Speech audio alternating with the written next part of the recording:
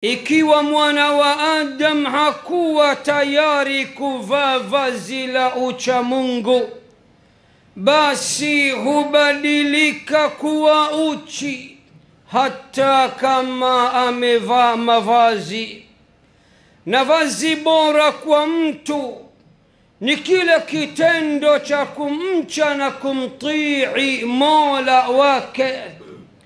Na siku zote hakuna kheri kwa yoyote yule aliyekuwa tayari kumkera na kumudhi na kumasi Mola wake. Ikhwata al-Islami wal-Iman, هؤلاء الدعاة سيدخلون النار يوم القيامة. عنوان ya khutba yetu ya leo, kichwa chake cha habari ni cha ajabu sana, na inawezekana kabisa kabisa wapo au watapatikana watakaopinga kiakili jambo hili linawezekanaje. Kichwa cha habari cha khutba yetu kinatuambia walinganiaji hawa wataingia motoni siku ya Kiyama. Subhanallah, huenda leo nikawasemesha kwa mambo ambayo yaliyokuwa juu ya akili zenu. Leo nataka nizungumzie jambo la ajabu katika maajabu. Walinganiaji wanaowalingania watu viumbe kwa muumba iweje waingie motoni. Madai, wahadhiri, mashekhe, walimu wa kheri, vipi leo unataka kutuambia walinganiaji hawa wataingia motoni siku ya Kiyama, ili hali tayari umekwisha waita ni walinganiaji, bimaana ni watu wenye kufanya kazi ya manabii na mitume na Mtume Muhammad sallallahu alayhi wasallam. Naam, pamoja na kwamba ni walinganiaji, wanafanya kazi nzuri ya Allah, wanafanya da'wa kweli kweli, wanasomesha kweli kweli, wanawafundisha watu mambo mbalimbali ya kheri, lakini ma'wahum wa mathwahum jahannam wa bi'sal mihad. Lakini cha ajabu, lakini cha kushangaza, mafikio yao, makazi yao ni katika moto wa jahannam, wal'iyadhu billah. Namuomba Allah sote atukinge na moto wa jahannam. Anaweza mmoja akauliza, hal ma'qul da'iya yad'u ila ar-Rahman yadkhulu an-nar? Je, yaingia akilini mtu anayewaita watu kwa Mola, anayewafundisha watu, akawaongoza kupitia Qur'ani na Sunna, kisha siku ya Kiyama ataingia motoni? Walinganiaji, madai, wahadhiri ambao Allah subhanahu wa ta'ala amewasifia sifa kemkem, sifa kede kede ndani ya Qur'ani tukufu. Vipi iwezekane walinganiaji kuingia motoni siku ya Kiyama? Vipi waamrishaji wa mema na wakatazaji wa mabaya nao waje kuingizwa motoni siku ya Kiyama, wakati Qur'ani tukufu inatuambia kuntum khayra ummatin ukhrijat linnas, nyinyi mmekuwa umma bora iliyotolewa ikawekwa juu ya nyumati zote kwa Kwa kazi ipi? Ta'muruna bil ma'ruf, kwa sababu ya kuamrisha mema, watanhauna 'anil munkar, na kwa sababu mnakataza maovu, watu'minuna billah, na mnamuamini Allah. Qur'ani inasema umma bora tumekuwa kwa sababu ya kuamrishana mema, kukatazana mabaya na kumwamini Allah. Na waamrishaji wa mema, wakatazaji wa mabaya ni mashekhe zetu, ni walimu wetu, ni madai wetu, ni walinganiaji wetu, na ni wahadhiri wetu. Kwa nini mambo yaje yabadilike siku ya kiyama na wao wakaswekwa katika moto wa jahannam, wal'iyadhu billah? Vipi iwezekane mlinganiaji na dai kuingia motoni, wakati Allah anasema katika suratu Fussilat, waman ahsanu qawlan mimman daa ila Allah, nani mwenye maneno mazuri zaidi, mwenye kauli nzuri zaidi kuliko yule anayewaita, anayewalingania watu kwa Allah.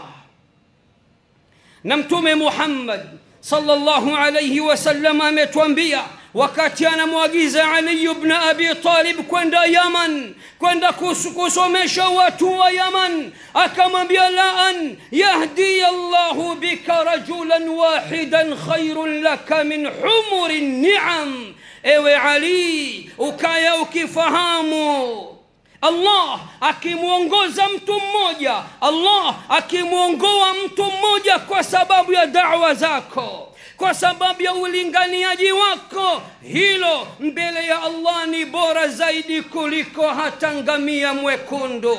Kama hilo halitoshi shekhe, Mtume Muhammad anatuambia tena, addalu ala khairin falahu mithlu ajri fa'ilihi, anayewaongoza watu, anayewaelekeza watu kufanya mambo ya kheri, naye atalipwa mfano wa malipo wa yule aliyefanya kheri. Mashekhe zetu, maduati wetu, wahadhiri wetu, walinganiaji wetu, watu wangapi Allah kawaongoa kupitia wao? Wangapi ambao walikuwa ni wazee wa miziki wakaacha miziki kwa sababu ya kusikia khutba ya shekhe?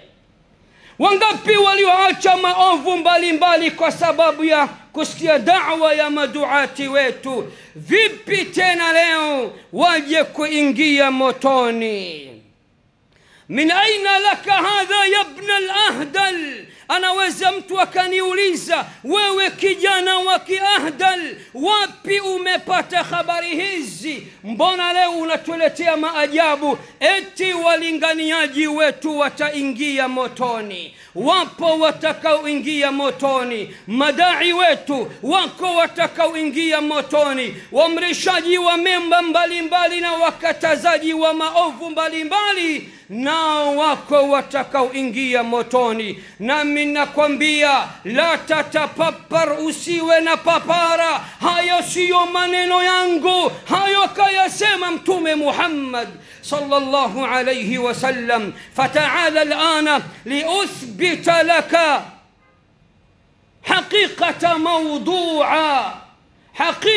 mawdu'i khutbati al-yawm. Nataka nikuthibitishie kwamba kichwa cha habari cha khutba yangu, walinganiaji hawa watakuja kuingia motoni, sijakurupuka bali nimelichukua kwa Mtume Muhammad. Katika Sahih al-Bukhari hadithi nambari 3267, na katika Sahih Muslim hadithi nambari 2989, hadithi ya Abu Zaid Usama ibn Zaid ibn Haritha anatuambia ya kuwa sami'tu Rasulullah sallallahu alayhi wasallam yaqul, Usama ibn Zaid hibbu Rasulillah anatusimulia, anatuhadithia, anatuambia, siku moja nimepata kumsikia bwana Mtume Muhammad sallallahu alayhi wasallam akisema. Nini amesema? يجاء بالرجل يوم القيامة ataletwa mtu siku ya kiyama. وفي رواية يؤتى بالرجل يوم القيامة. na katika riwaya nyingine imetumika sigha ya yu'ta na sio yujau, lakini yote maana yake ni ile ile. Bwana Mtume siku moja aliwaambia masahaba, ataletwa mtu siku ya kiyama, fayulqa finnar, atatupiliwa mbali ndani ya moto. Fatandaliqu aqtabu batnihi, akishatupwa ndani ya moto atahangaika, atateseka, atakuwa nyanga kiasi ambacho mpaka utumbo wake utatoka nje. Fayaduru biha kama yaduru alhimaru fi raha, atakuwa ndani ya viwanja vya moto wa jahannam akizunguka kama punda pindi anapoizunguka kinu. Watu wa zamani wanajua punda walikuwa wakizunguka kinu, bimaana kinu ilikuwa ikisaga na kukoboa mazao kwa kutumia nguvu ya punda au kwa kutumia nguvu ya ngamia. Sasa Bwana Mtume anasema ataletwa mtu siku ya kiyama, atatupiliwa katika moto wa jahannam, ataungua, atateseka kiasi ambacho utumbo wake utatoka nje. Utumbo uko nje, kila mtu anamuona anazunguka na utumbo wake kulia kushoto katika viwanja vya jahannam, kama vile punda anavyoizunguka kinu wakati anasaga.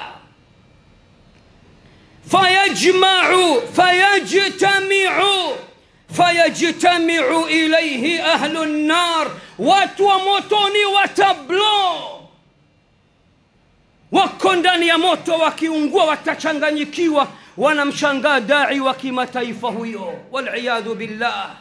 huyo muhadhiri wa Kiislamu huyo, wal'iyadhu billah. huyo ni imamu wa msikiti fulani huyo, tazameni anavyohangaika, utumbo nje, nyanga.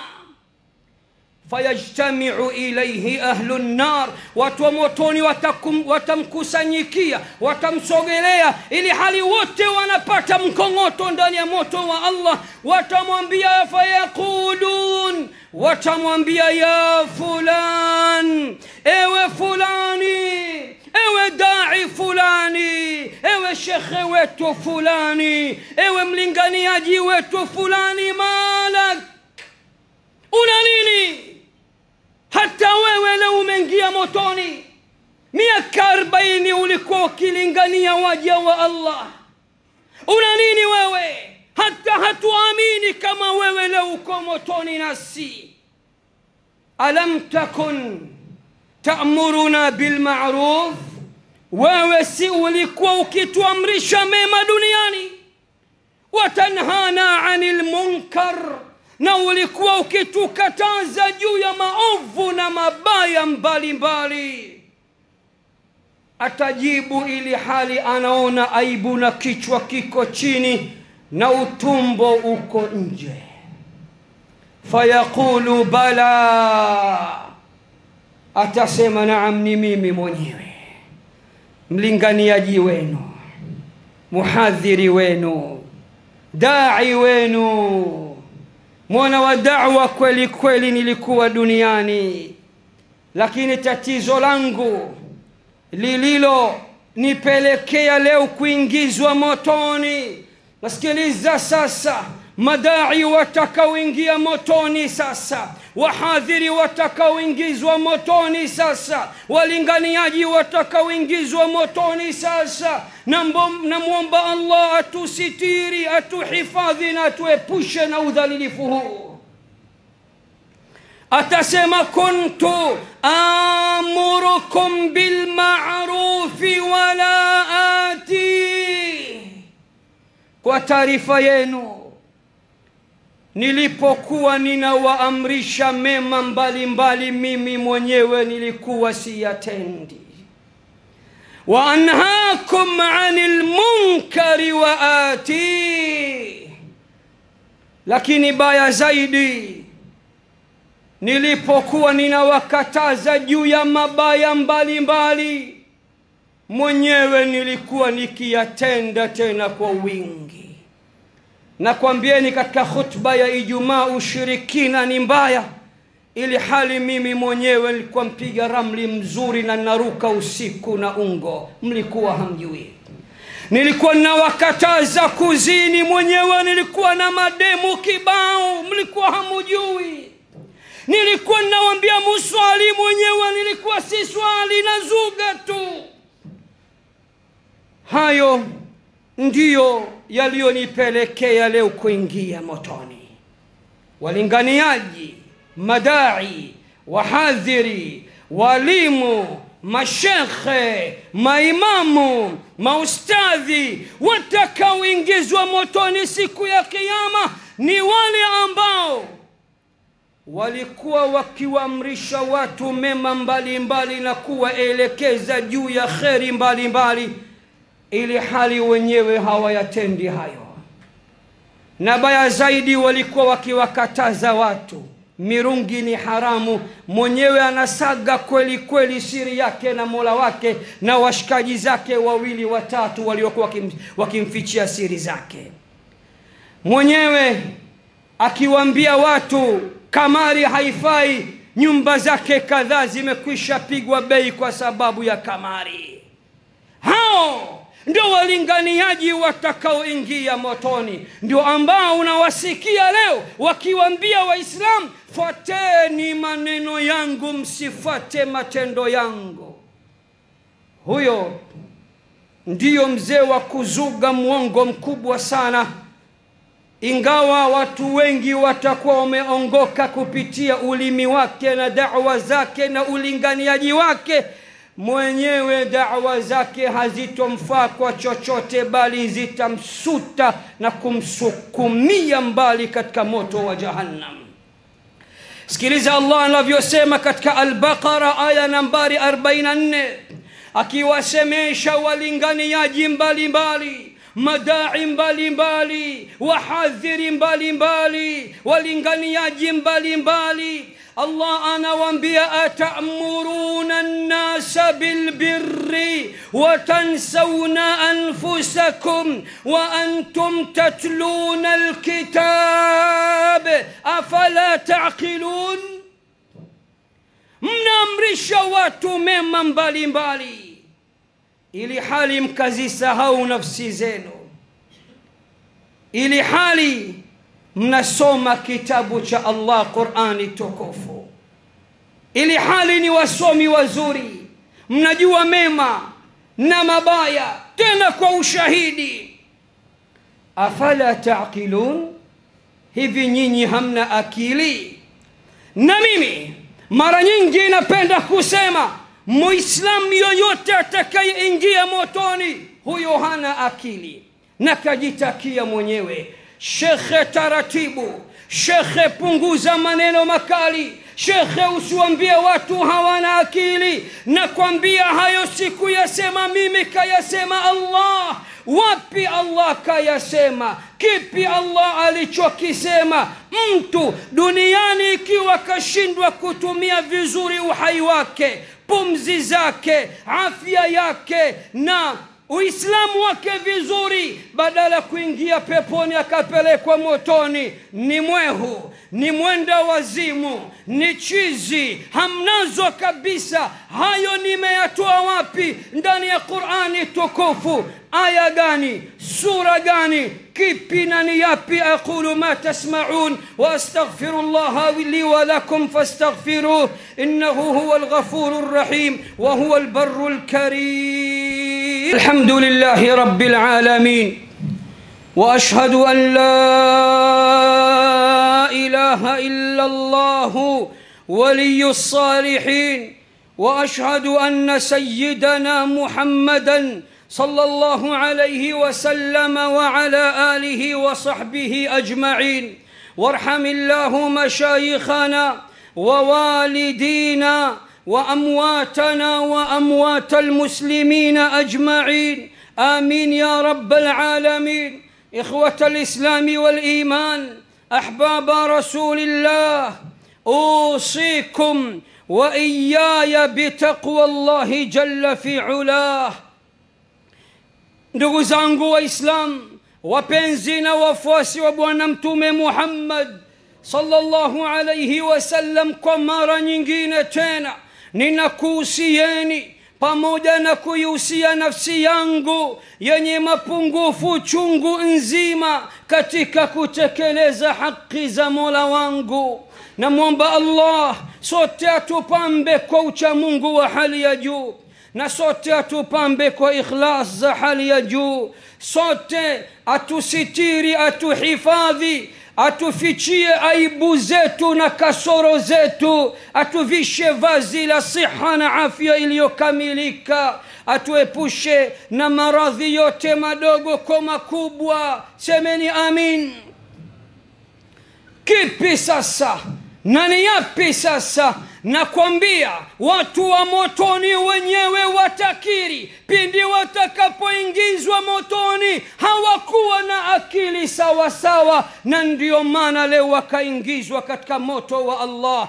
Twende mimi na wewe katika suratul Mulk aya nambari 10. Watasema waqalu, na watasema watu wa motoni ili hali wamo ndani ya moto, lau kunna nasma'u, lau duniani tungelikuwa tunasikia yale tunayoambiwa, au na'qilu,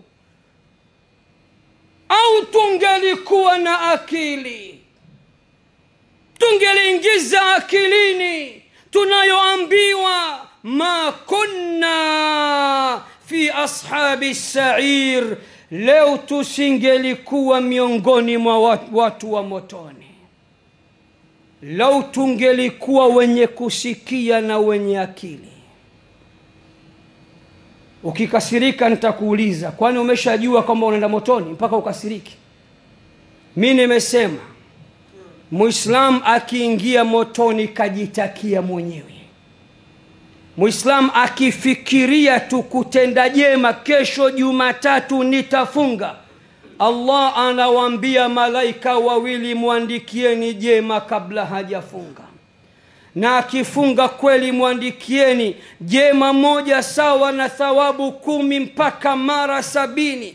Muislam akifikiria kesho naenda kuzini, mimi sasa nimeshazidiwa, sina namna, kesho hata sikubali, uzalendo umenishinda, Allah anawaambia malaika msimuandikie mpaka afanye. Na akifanya anawaambia mpeni muda hadi atubie. Muda ule ukishafika hujatubia, malaika wanaambiwa muandikieni ovu moja, muandikieni kwa dhambi moja, jema moja muandikieni kwa thawabu 10, mpaka maovu yako yaje kushinda mema yako. Baba, umejitakia mwenyewe, huna akili. Kachukue aya nambari 10 katika suratul Mulk. Lau tungelikuwa wenye kusikia na kutia akilini tunayoambiwa, leo tusingelikuwa miongoni mwa watu wa motoni. Ndugu zangu Waislamu, walinganiaji watakaoingia motoni ni wale wanaotulingania kisha wenyewe hawayafanyi yale wanayoyasema. Nakumbuka mwaka 2005 nilipokuwa Yemen, maeneo ya Hadhramut, mzee wangu mmoja akanihadithia, walikuwa wana shekhe mmoja wa Kimisri, bingwa kweli kweli, msemaji kweli kweli, msomi kweli kweli. Siku hiyo akatunga khutba ya kukataza kuvuta bangi.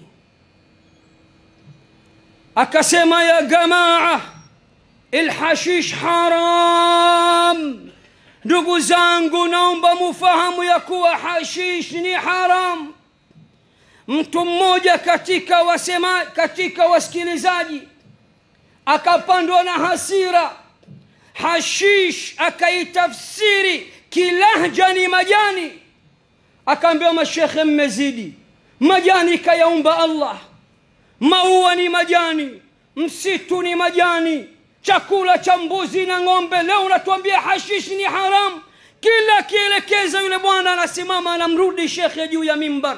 Shekhe akasema sasa kumbe hawa hashish kikwao ina maana mbili, bangi na majani ya kawaida. Shekhe ili awafahamishe kumbe hapa sikioni kaficha kipisi cha bange, akakitoa akasema zaida ni kama hii nakusudia, na anayo kwenye sikio. Mmoja katika maimamu wa Kiislamu ameambiwa nipe siri ya mafanikio ya mafundisho yako.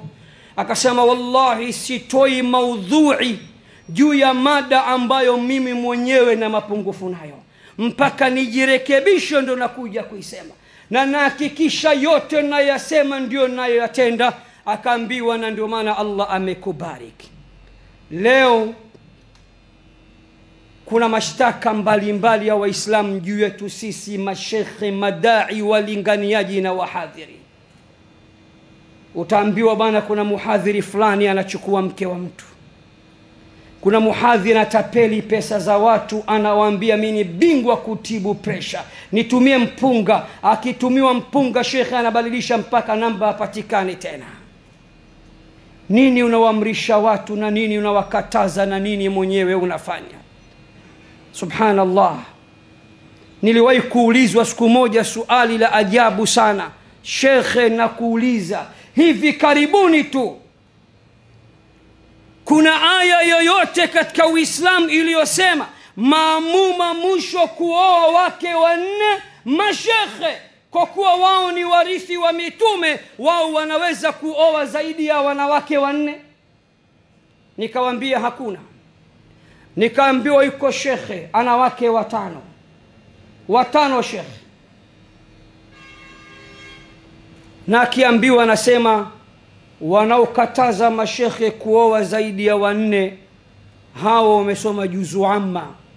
Lakini sisi tuliofikia msahafuni zipo aya zilizosema mashekhe kwa kuwa warithi wa mitume ruhusa 5, 6, 7 mpaka 9 kama Mtume Muhammad.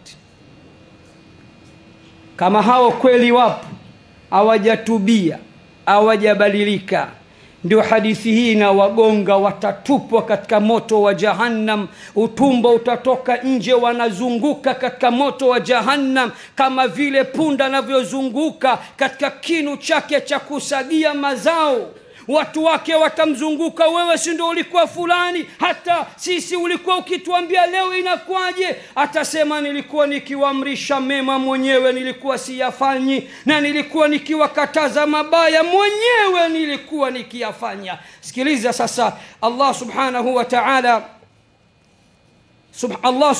wa ta'ala namna alivyowa challenge alipowaambia mnawaamrisha watu mema, mnasahau nafsi zenu, ili hali mnasoma kitabu cha Allah, mnajua kila kitu, nimekupeni ilmu kiasi chenu, hivi nyinyi hamna akili? Bila ya shaka ukimwona muhadhiri, mlinganiaji, dai wa Kiislam anawaamrisha watu mema waswali, yeye mwenyewe haswali, hamnazo, hana akili. Mawe kizani, ukija ukiniradi ni wewe mwenyewe. Waislamu mjue ndo huyo nimemgusa. Unawaambia Waislamu kamari ni haramu, mwenyewe mchezaji wa kamari.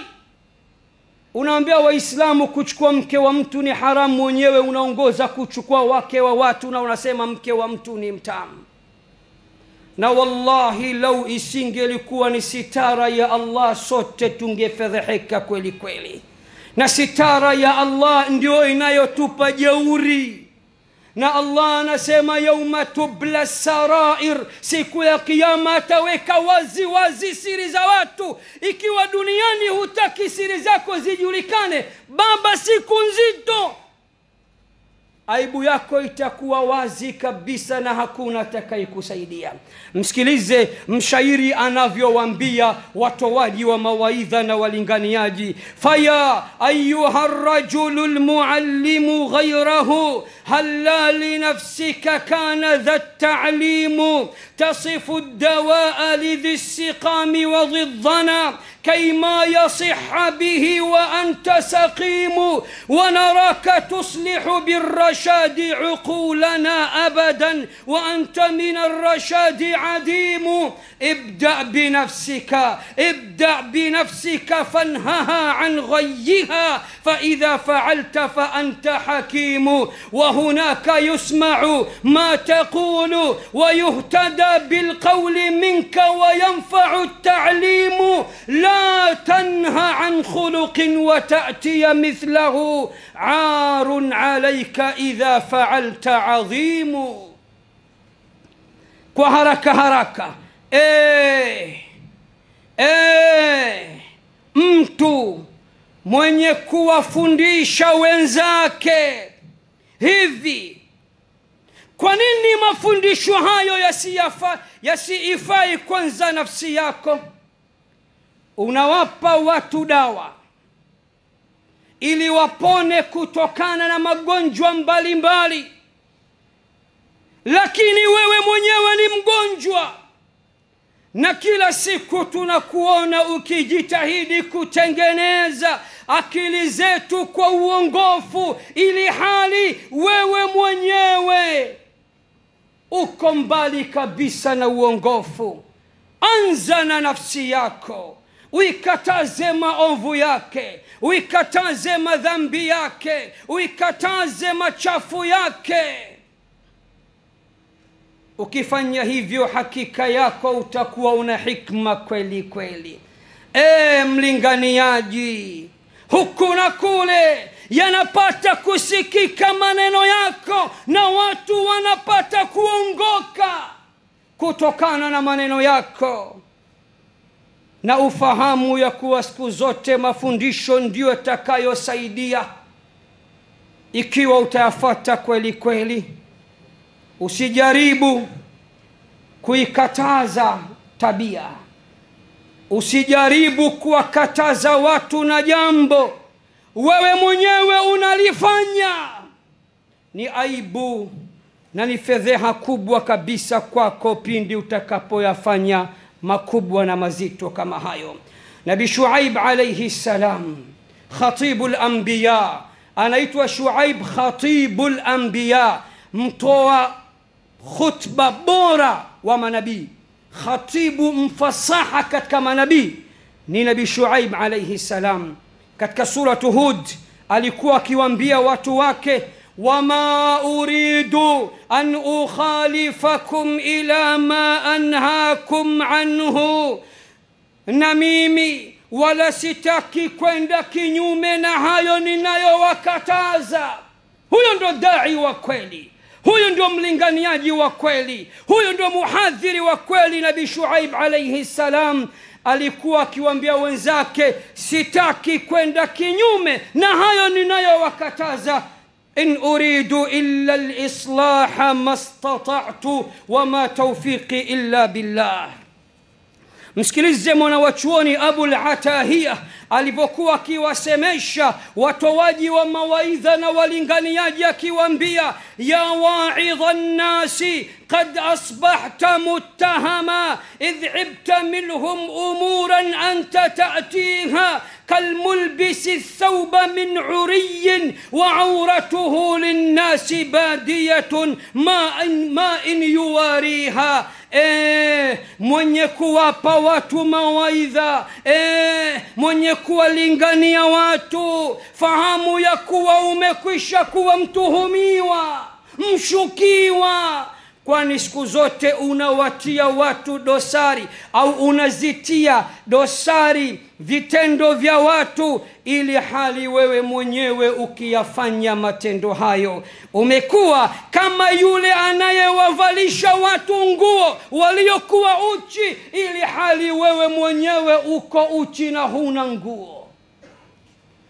Na kama hilo halikutoshi, Al-Imam Ash-Shafi'i alikuwa akiwaambia watoaji wa mawaidha na walinganiaji, يا واعظ الناس عما أنت فاعله يا من يعد عليه العمر بالنفس احفظ لشيبك من عيب يدنسه إن البياض قليل الحمل للندس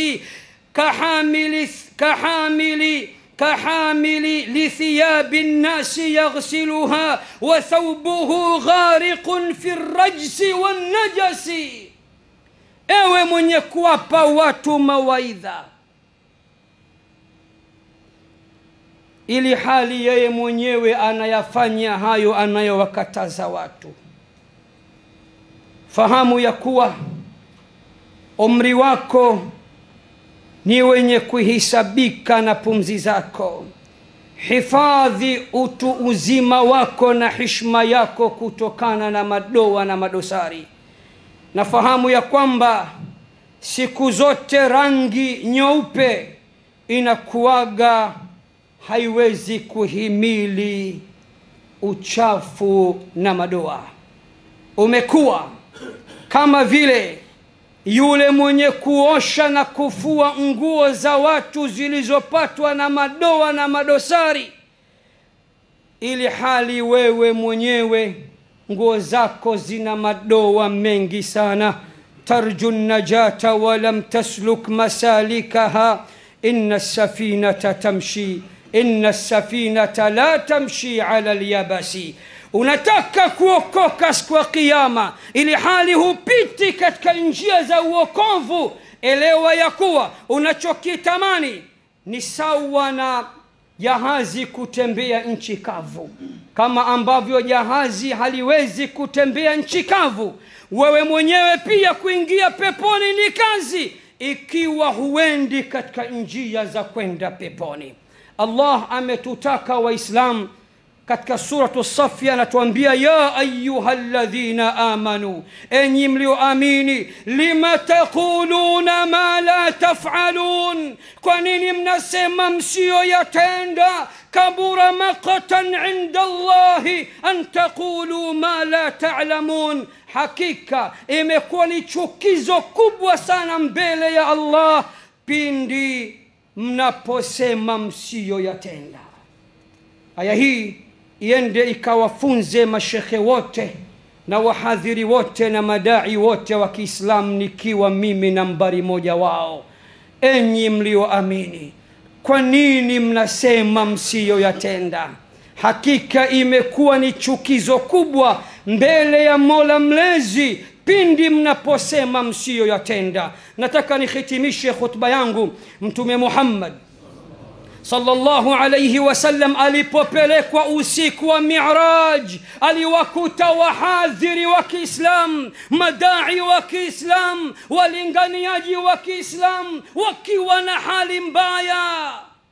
Mbengele, shaghala baghala, hali ni mbaya, hali ni tete. Kama alivyopokea al-Imamu Ahmad katika Musnad kwa nambari 12856 na Ibn Abi Shayba kwa nambari 103731 na Abu Ya'la kwa nambari 3996, anasema Bwana Mtume Muhammad, مررت ليلة أسري بي على قوم يقرض شفاهم بمقاريض من نار. ولو سيكوا وإسران معراج nilipokuwa mbinguni nikapitishwa karibu na kundi la watu, midomo yao lips imetolewa na ndimi, ulimi ukatolewa, kisha mkasi maalum wanakatwa lipsi zao.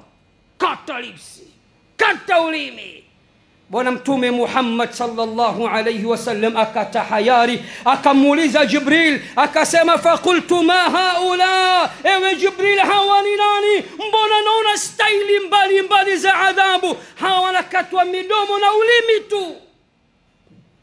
Akasema, haulai khutabau haulai khutabau min ummatika, hawa ndio watoaji wa khutba katika ummati wako, hawa ndio madai katika ummati wako, hawa ndio wahadhiri katika ummati wako, hawa ndio walinganiaji katika ummati wako. Nini kosa lao? Kanu يأمرون الناس بالبر وينسون أنفسهم وهم يتلون الكتاب أفلا يعقلون. walikuwa wakiwaamrisha watu kutenda mema ili hali wanasahau nafsi zao wenyewe, walikuwa hawatendi mema hizo. Na huku wakisoma Qur'ani na umepewa ilmu, wakisahau nafsi zao, hivi hawana akili kweli? Khutba yangu naihitimisha kwa kusema ya kuwa hakuna aliyekamilika. Mshairi anasema, ukimtaka mlinganiaji asiyekuwa na dhambi kabisa kabisa, hakuna tena wa kuwapa mawaidha waovu zaidi ya Mtume Muhammad. Sina maana ya kuwa lazima tuwe watukufu watakatifu kama manabii. Nina maana ya kuwa muda wa kuwa tumekuwa ni kioo cha jamii. Tunawaamrisha mema, tunawakataza mabaya. Tuyaamrishe mema nafsi zetu kwanza na tuyakataze mabaya kabla ya kuamrisha watu mema. Vinginevyo duniani tutapata heshima, tutajulikana na kila mtu. Popote unapokwenda, shekhe huyu bwana, muhadhiri huyu bwana, shekhe letu bwana huyu. Lakini akhera itakula kwako midomo hii uliokuwa ukipaaza, itakatwa, ulimi ndo kwichi na hii kabisa. Nasikitika sana pindi ninaposikia majanga mbalimbali. Anakuja kwako muumini wa Kiislamu analia, mke wangu ni mgonjwa, nimempeleka kwa shekhi amfanyie kisomo. Siku ya kwanza ya pili shekhi amegeuza kibao, anatembea na mke wangu. Dhulma iliyoje hii! Alafu unatembea kifua mbele, hujui iko siku atakushika Muumba mbingu na ardhi, iwe duniani au akhera. Sote tuna aibu na tuna kasoro, lakini kuna mambo lazima tujiepushe nayo. Intajitanibu kabaira ma tunhauna anhu nukaffir ankum sayiatikum. Qur'an nasema pindi ambapo